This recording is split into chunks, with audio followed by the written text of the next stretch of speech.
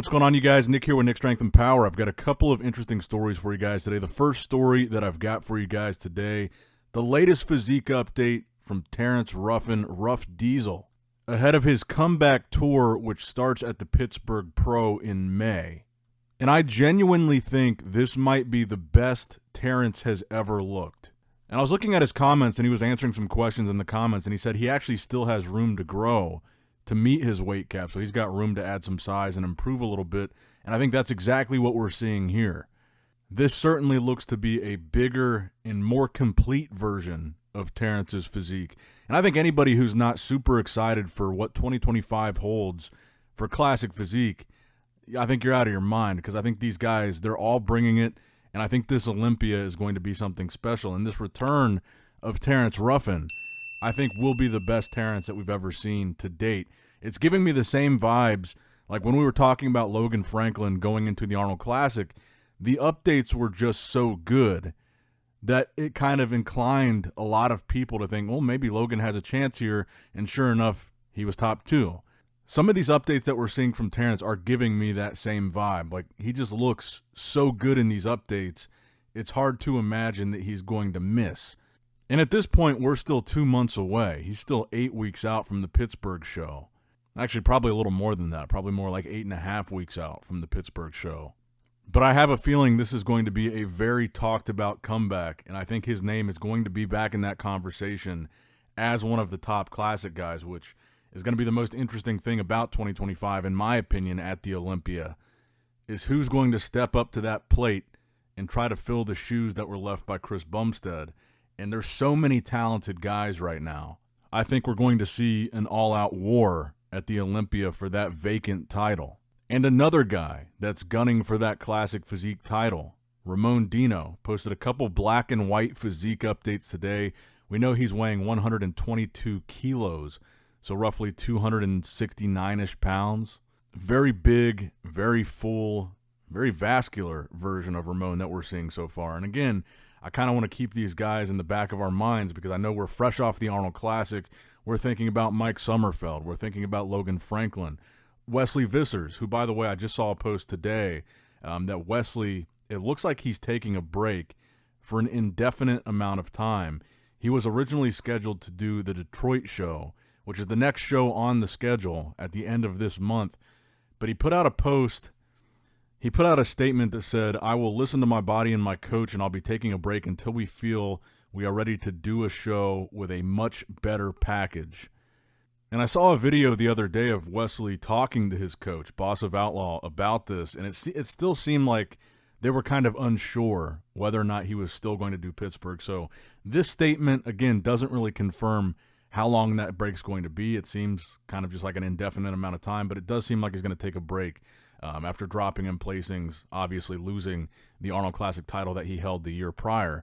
But it is worth pointing out that Wesley is not currently qualified for this year's Mr. Olympia, so he would need to compete again at some point during the year if his goal is still to do the 2025 Mr. Olympia. So I would think he's not saying he's taking the year off, because he would still have to qualify for the Olympia if that's still the goal.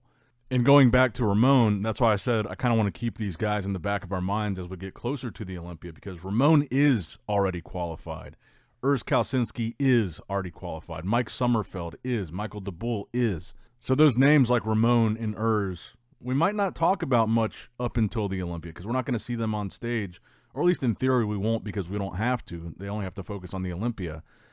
But obviously, as is proof in these updates, these guys are still here and they are still coming for that title. Now, kind of to circle back to what we were talking about with Terrence, Terrence is doing the Pittsburgh Pro. We got kind of a tentative Pittsburgh Pro competitor list today.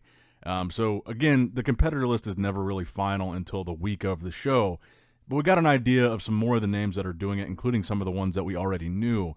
So the list that they gave includes Eric Wood, Leandro Perez, Martin Fitzwater, Nick Walker, Vitaly, a.k.a. Good Vito, Vitaly Ugonikov, James Hollingshead, Michael Krizo is confirmed he's doing it. William Bonac also is confirmed that he's doing it. So some big names added to that list. Michael Krizo, Bonac, James Hollingshead. We already knew Good Vito, Nick Walker, Martin Fitzwater. That was going to be a great battle to see. This is going to be a hell of a show. And, you think about how good the Arnold Classic was. That was a fantastic lineup there. And we're going to get to see something completely different now in Pittsburgh. And we're not even talking about the Olympia yet. These are like world-class lineups that we're just getting treated to in the beginning of the year. And again, you've got the Detroit Pro at the end of the month. They haven't released their full competitor list yet, but we know that we're going to see Carlos Thomas Jr. and Good Vito at that show. But you talk about good battles in classic physique. We've got some great battles just right around the corner in men's open bodybuilding. I mean, just to see Martin, Nick, and Good Vito all compete on the same stage, I really want to see how this shakes out. I'm very curious to see what's going to happen here. And then you throw Michael Krizo into that mix, who we just got a new physique update from today. This is Michael Krizo's big comeback show. He's coming off of this shoulder surgery. He looks, based on these updates, to be pretty much back to 100%. He looks like his old self. He looks back to full form. And Michael Krizo, he is a force to be reckoned with, or at least he was before he took the time off for his shoulder surgery. So I want to see him come back and be fully competitive, which I think he will be. I mean, just keep in mind, he was top 7 at the Olympia in 2023. He is still one of the best bodybuilders in the world, and he is still going to be a threat in this lineup. So I was excited about Nick, Martin, and Good Vito, but now add Krizo to that mix. We've got ourselves a hell of a show. Bonac, too. Bonac was top 7 at this year's Mr. Olympia. And like I said, this isn't going to be a finalized competitor list until the week of the show, meaning I think there's still a chance you're going to see more names jump in this as this lineup has already presented itself to be a star-studded show. I think you're going to see more relatively big names jump in here.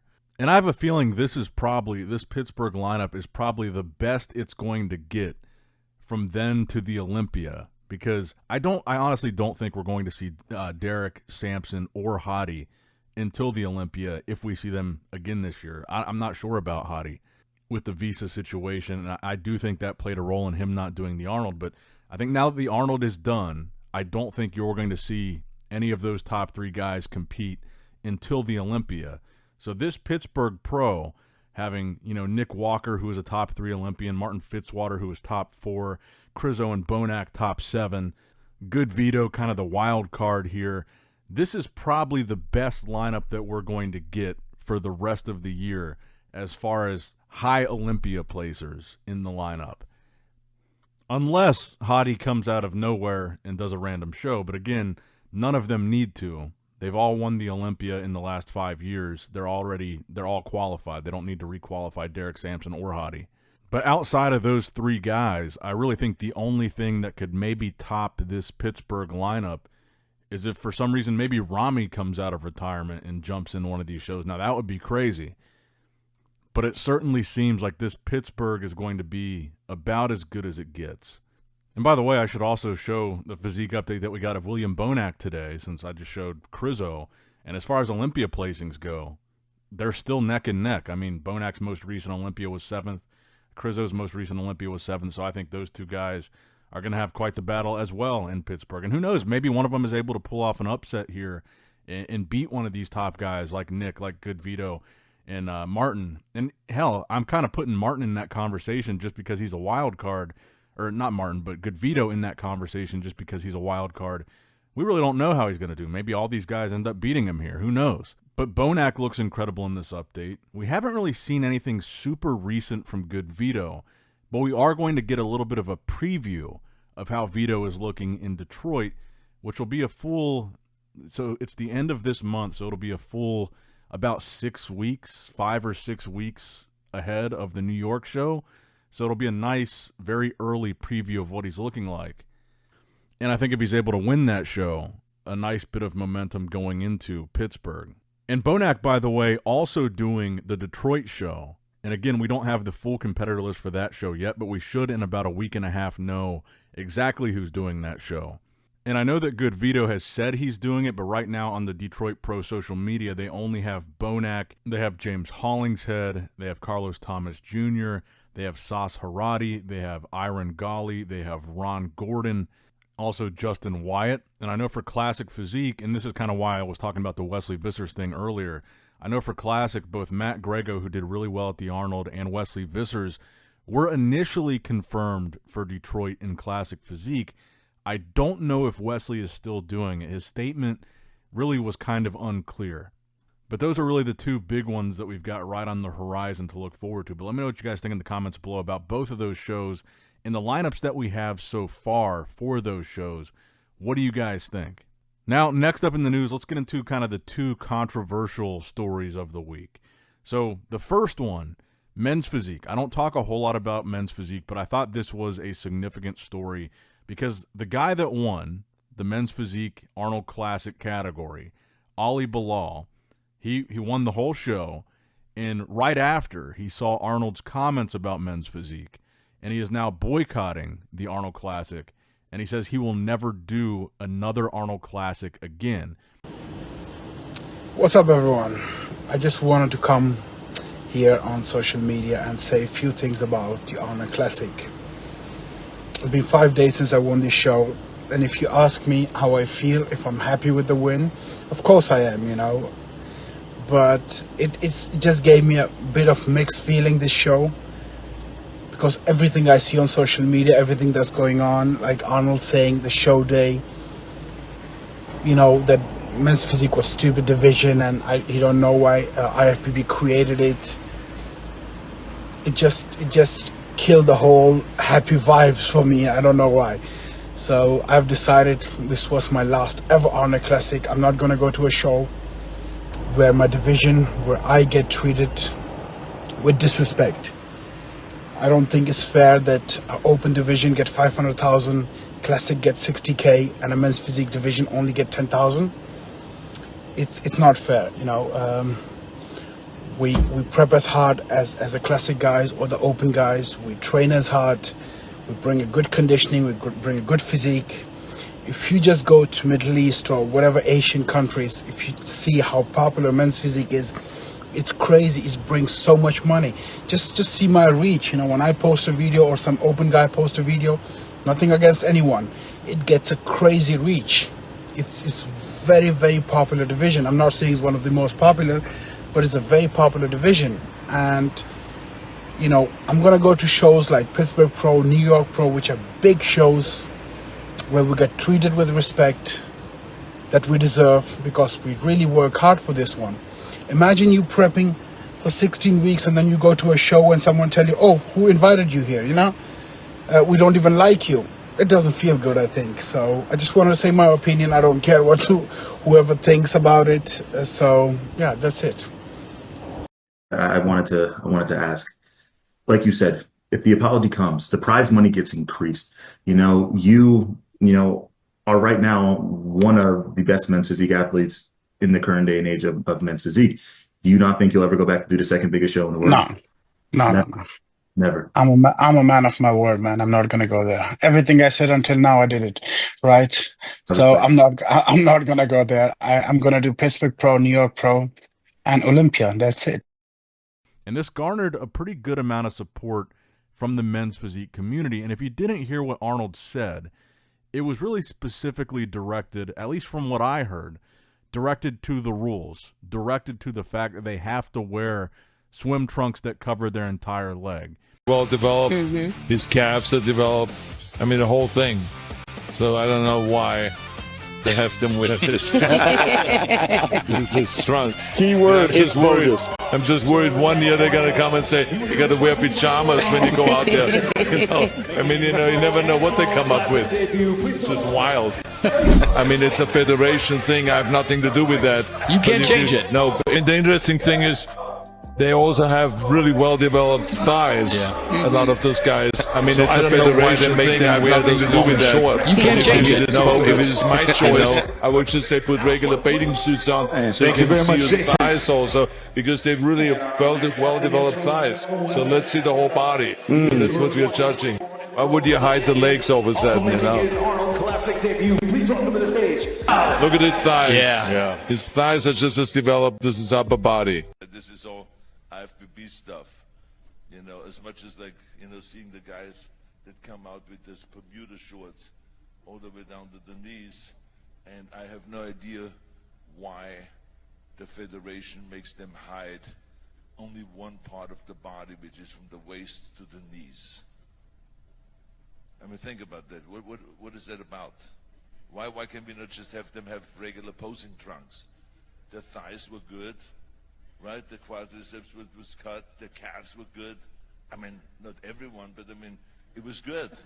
So why hide it? You know, I was just concerned that one day they come out and they say, okay, you guys have to wear pajamas when you go out there or something like that. I said, oh, God. And I think the point that Arnold was trying to make, even though it wasn't the most, I guess, graceful, it was pretty blunt, but I think the point he was trying to make was he wants to see the legs be judged in that division. He never criticized any of the athletes or how they looked or criticized their physiques, but what he kept saying was, I don't know why they have to wear these swim trunks. This is the federation's rule. It's not mine. I think it's a dumb rule. And he kind of continued to consistently make that point throughout the live stream commentary and then again on the Sunday seminar. But all the clips that I had seen, I didn't hear him once directly criticize any of the athletes or how they looked. It was mostly just him saying he doesn't like the trunks, and he's been saying that for years. I mean, 5 years ago, he said that to Andre Ferguson to his face when he won the Arnold Classic. So it's not really a new thing that Arnold has never said before, and you know, it wasn't like some random thing. He's kind of always said this. But from the athlete's perspective, I do feel how they could take that as disrespect. Or I do understand that. I do see that. You just won the show, and you're seeing Arnold basically say, you know, he doesn't care for this division and its rules. I totally get that, but I think that Arnold is just kind of a blunt guy. Could he have maybe said it a little bit more gracefully or respectfully, or maybe just not even said it in that setting at all while the guys were out there on stage? Yeah, sure. But I don't think his intention was to be disrespectful. He was just blunt about the fact that he doesn't like the fact their legs are fully covered up. And I think one of the suggestions that he even made was just to show more of the legs. It could still be swim trunks, but kind of more of a closer to classic physique trunks than just full coverage board shorts, which honestly I don't think would be a bad change. So I can see both sides of it, and I saw that Ali doubled down on the fact that he will never do the Arnold again. I saw that today. But, you know, honestly, like I said, I can see both sides of it. I do like the idea of having the legs judged to some extent or showing them a little bit more and making it more of an overall physique judging. And I've liked the direction that men's physique has gone over the past few years. I don't personally follow men's physique very closely. I'm aware of the top guys. I like the direction those physiques are headed. And I think guys like Ali in particular, really impressive conditioning at the Arnold. He looked fantastic. He looks like he could compete in classic physique. You know that he has good legs. You could even see the shape of them, like through the swim trunk. So, again, the argument is kind of why not show more of them? But I guess it's kind of a slippery slope. If you shorten the trunks, then what's stopping you from shortening them again, continuing to shorten them and judge the legs more and more, and then it just basically becomes classic physique with different poses. I just don't think that Arnold's intention was to be disrespectful to the athletes. It was more a shot at the rules and the fact that they have to wear these swim trunks that cover their whole legs, because I think it's obvious that Arnold likes the division in the sense that, you know, look at all the divisions they've cut from the Arnold over the years, but he's consistently kept men's physique, and ultimately he's the one that makes that call, and he kept it for a reason. I think he likes the physiques that these guys have. He would just like to see the legs and see the legs judged. But I know this is a bit of a controversial one. It's been a bit of a hot button topic, and I'm very curious to hear what you guys think about this one in the comments down below. Now, the final story that I have for you guys today, I know this one was a big, touchy subject. Bob Ciccarello versus Nick Walker. Now, if you guys didn't catch what happened, the brief recap essentially is Bob said on the Cutler cast he doesn't see Nick Walker winning the Olympia, and I believe he even said he doesn't see him placing in the top 3. Nick then went on a podcast responding to that and said essentially, who the F is Bob? And he said the only show you ever won was the Mr. USA in reference to Bob. Bob came back like way harder than the first time on his own podcast with Sean Ray, and in that podcast, Bob said, who am I? I'm the guy that's going to be announcing you in 8th place at the Olympia. And then I believe he also went on to say he didn't think Nick would have ever even turned pro had he competed in a different era like the 90s, which that comment I think is just kind of irrelevant. But overall, and then the picture that you're looking at here is kind of the final update. Nick made a shirt out of Bob's comment about announcing him in 8th place. Overall, I don't have any problem with what Bob said. I think everybody is entitled to have an opinion about bodybuilding because this is an entirely opinion-based sport. The whole thing is completely subjective. What guy is your favorite bodybuilder is completely based on which physique you like the most and which physiques you don't like. That is your opinion. That is subjective, and it doesn't make anybody right. It doesn't make anybody wrong. Bodybuilding is just which look do you personally like. That's the guy you're a fan of. That's the guy that you want to win. That's the look that you want to see represented, and it's just an opinion. And I think Bob, like anybody else, is entitled to say his opinion on bodybuilding, whatever that opinion may be. Now, I think the main issue that people had with it is that Bob, his brand, has become so synonymous with the Olympia and the Pro League in general, the whole athletes rep thing, which Bob now says, don't call me the athletes rep. It's an honorary title. I don't want to be included in that conversation. I think that's what people didn't like about it. It's not what he said, but the fact that it was coming from him and he's so synonymous with the Olympia and the IFBB because he's been the Olympia announcer for decades now, and this whole athletes rep thing, which I guess he isn't anymore, I think that was the big thing people had an issue with because he's kind of like an ambassador, a representative almost of the Olympia brand. He's like an extension of it at this point, whether he actually is or isn't. I mean, realistically, it's a once-a-year gig that he does, so should he be viewed year-round as a representative of the Olympia? Maybe, maybe not, but I think that's the main issue that people had is he's viewed as an extension of that competition, and I think that's what rubbed people the wrong way is him being, I guess you could say, passive-aggressive or condescending or hypercritical of somebody competing in a competition that he is considered to be almost an extension of. And at the end of the day, both Bob and Nick they're enabled to say whatever they want. And I think that at the end of the day, this also just makes it more interesting. If Nick comes in and looks insane at the Olympia, and he is able to not only place higher than 8th, but crack the top 3, this is excitement going into the show. This adds layers of entertainment to what we get to watch at the Olympia because, you know, the competition itself, the Olympia, a bodybuilding competition, is pretty one-dimensional. You're just looking at a bunch of guys flexing on stage, and that's the show. But it's like the storylines going into the show that actually make the Olympia exciting, and this Bob versus Nick thing is another layer to that story that's going to make the Olympia more exciting to watch because it feeds into the excitement of, oh, is Nick actually going to place 8th here, or is Nick going to prove Bob wrong and be top 3 or maybe even win? So I don't really think there's any harm done here, and I think if anything, I don't think it hurt Nick's feelings. I think if anything, it motivated Nick to be even better at the Olympia. And I'm not saying we should like it or agree with what Bob said. We don't have to, but he's still entitled to say it. But let me know what you guys think in the comments down below. Make sure you like the video, subscribe to the channel, click that bell notification icon if you have not already.